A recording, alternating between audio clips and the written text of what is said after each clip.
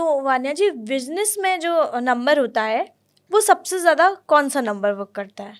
5। 5 number business क्योंकि में work अगर करता बुध अच्छा है तो आप व्यक्ति बहुत अच्छा बिजनेसमैन बनता है।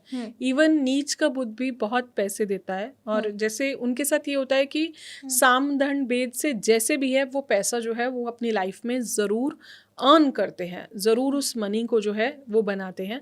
तो आई फील 5 बिजनेस के लिए बहुत अच्छा है और 1 डिसीजन मेकिंग के लिए बहुत ज़्यादा अच्छा होता है। और गुरु जो है 3 नंबर, वो इतनी विजडम देता है कि मैं क्या डिसीजंस ले सकूं। But otherwise 5 is all about growth, 5 is all about nature, 5 हर चीज़ को लाइफ में मल्टीप्लाई करता है। तो आई फील कि 5 वाले काफ़ी अच्छे, काफ़ी बिजनेस माइंडेड होते हैं।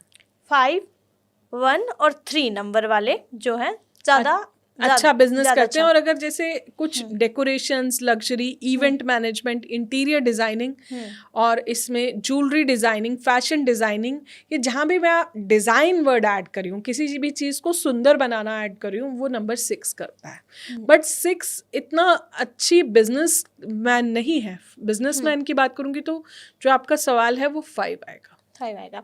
तो वान्या जी, मेरा एक और सवाल ये है कि जैसे कुछ लोगों के साथ ये है कि उनके पास पैसा आ तो रहा है लेकिन पैसा टिक नहीं रहा है, तो इसका भी क्या नंबर से कनेक्शन है? जैसे अभी आपने बताया कि 6 नंबर के पास लग्जरी तो होती है, पैसा तो होता है, लेकिन उनके पास जो है रिस्पॉन्सिबिलिटीज होती है, वो भोग नहीं पाता। हाँ, तो ये भी नंबर से कनेक्शन होता है कि लोग के पास पैसा तो आ रहा है लेकिन टिक नहीं रहा है। देखिए, ये थोड़ी सी प्रॉब्लम 4, 7, 8 में आती है मनी को रिलेटेड।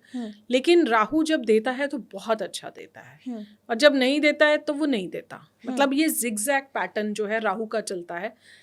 हमें ये पता होना चाहिए कि अगर ये मेरा नंबर है तो मुझे किस प्रोफेशन में जाना है। It is very very very important. अगर मुझे ये चीज़ पता लग गई कि मुझे ये नंबर मेरा है और मुझे इस प्रोफेशन में जाना है, तो मैं अपनी लाइफ में बहुत अच्छा करती हूँ। And same cheese with 7 and same cheese with 8। तो 4, 7, 8 थोड़ी स्ट्रगल लाइफ में देते हैं। 8 ज़रूर देता है, बहुत देता है और अनंत पैसा देता है, बट लेटर ईयर्स में देता है। तो मुझे ये पता होना चाहिए मेरा कौन सा नंबर है, मैं किस प्रोफेशन में हूँ, और इस पर्टिकुलर नंबर को मैं अपने जीवन में कैसे साध सकती हूँ। वान्या जी, जैसे किसी का करियर ब्लॉक हो गया तो उसके करियर में नंबर कैसे उनकी हेल्प करेगा? उसके लिए मैं बोलूँगी कि उसको अपने डेस्टिनी नंबर को एक्टिवेट करना पड़ेगा।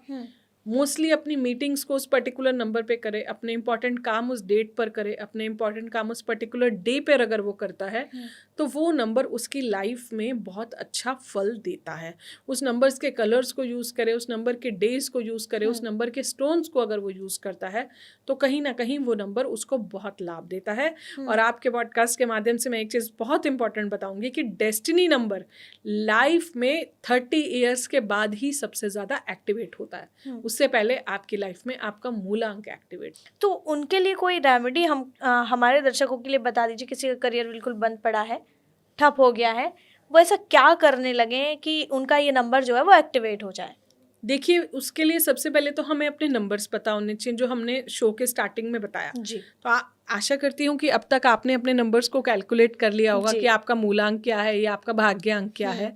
तो हर नंबर की रेमेडीज अलग हैं, और अगर आपको लगता है कि वो पर्टिकुलर नंबर आपकी डेट ऑफ बर्थ में नहीं है तो भी आपको जो है थोड़ी सी प्रॉब्लम आती है, लेकिन फिर भी कई बार आपको उस पर्टिकुलर नंबर की काफ़ी ज़्यादा सपोर्ट मिल रही होती है। तो उस केस में हिडन नंबर्स और सपोर्ट नंबर्स भी आपको लाइफ में काफ़ी ज़्यादा सपोर्ट करते हैं। जैसे एग्जाम्पल, किसी की डेट ऑफ बर्थ में 7 नहीं है पूरी डेट ऑफ बर्थ में, लेकिन अगर मैं उसका डेट और मंथ ऐड करूँ तो 7 आ रहा है, तो कहीं ना कहीं इनडायरेक्ट सपोर्ट तो मिल गई ना। और अगर उस व्यक्ति की एज चल रही है 45 तो वो 9 उसको कहीं ना कहीं इनडायरेक्टली सपोर्ट कर रहा है। उसकी एज चल रही है 43, कहने को तो 7 नहीं है, बट इस साल उसको 7 नंबर की बहुत सपोर्ट मिलेगी। और अगर पर्सनल ईयर 7 चल रहा है तो बहुत सारे परम्यूटेशन कॉम्बिनेशंस होते हैं। तो वान्या जी, हम न्यूमरोलॉजी की बात कर रहे हैं और हमने अभी तक बात करियर की है, न्यूमरोलॉजी की भी कर रही है, लेकिन अगर बात रिलेशनशिप की ना हो तो हमारे दर्शकों को जो है कहीं ना कहीं सेटिस्फेक्शन नहीं होगा, क्योंकि सबसे ज़्यादा जो समस्या है वो यही है। और मेरे पास सवाल भी बहुत सारे आए हैं। तो कौन सा जो नंबर होता है वो शादी के लिए सबसे अच्छा होता है? 2 और 6। 2 और 6, हाँ, ये रोमांस लव के लिए अच्छे हैं। इनकी फेमिनिन एनर्जी बहुत अच्छी है। सबसे ज्यादा रोमांटिक जो नंबर है वो 2 और 6 होते हैं। इनकी लव मैरिज होती है, लव मैरिज जिनका 2 और 6 बहुत एक्टिवेटेड है। और कौन से नंबर का मैच सबसे अच्छा होता है? जैसे मैं आपसे ये जानना चाहूँगी, 1 से लेके 9 तक, 1 से 9 तक सारे नंबर्स के मैचें हमको बता दें तो हमारे बहुत सारे दर्शकों को जवाब मिल जाएगा, और मेरे से जो सवाल आए हैं मेरे पास अभी, उनको भी उनके आंसर मिल जाएंगे। जैसे 1 नंबर से कौन से नंबर वाले की शादी सबसे अच्छी चलती है? 1 नंबर से 2 वाले की शादी सबसे अच्छी चलती है, क्योंकि 1 राजा का नंबर है और 2 रानी का नंबर है। तो इनके लिए 2 इनको लाइफ में बहुत ज़्यादा सपोर्ट करता है। अगर मैं 2 की बात करती हूँ तो इनको अगर 2 एक फीमेल है और 1 एक मेल है, या फिर वाइसी वर्सा भी है, तो 2 और 1 की कंपैटिबिलिटी काफ़ी ज़्यादा स्ट्रॉन्ग है। अगर मैं 3 की बात करती हूँ तो 3 का कॉम्बिनेशन जो है वो 2 से भी बन जाता है, 3 की 1 से भी बन जाती है, और 3 की 9 से भी बन जाती है।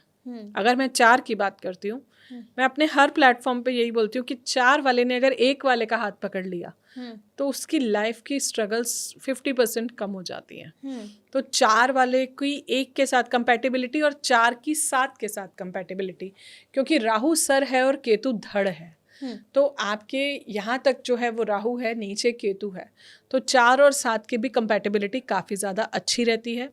वहीं अगर मैं 5 की बात करती हूँ तो 1 और 5 का भी बुध आदित्य योग बनता है। 1-5 का काफ़ी अच्छा ट्यूनिंग जो है वो सेट होता है। 6 हमारा शुक्र है, शुक्र की बन जाती है, मतलब मैंने देखा मेरी रिसर्चेस में कि शुक्र की 6 वाले की 7 के साथ भी बन जाती है, 8 के साथ भी बन जाती है।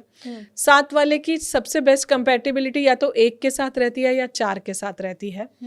1 और 8 थोड़ा सा ध्यान रखें कि 1 और 8 की नहीं बनती है, तो 1 कभी 8 वाले से शादी ना करे, अगर हो गई है तो मन में कोई वहम ना लाए, और 8 वाले की 1 से नहीं बनती, क्योंकि सूर्य और शनि के नंबर्स हैं ये, तो ये पिता पुत्र का रिश्ता है, कार्मिक रिश्ता है, तो नॉर्मली इतनी कंपैटिबिलिटी नहीं बनती है।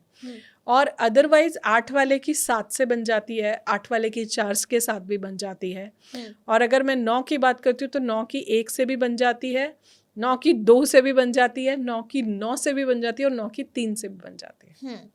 तो मेरे मन में एक और सवाल आ गया वान्या जी, क्या 1 और 1 किसी का मूलांक है तो उनका रिश्ता कैसे चलता है?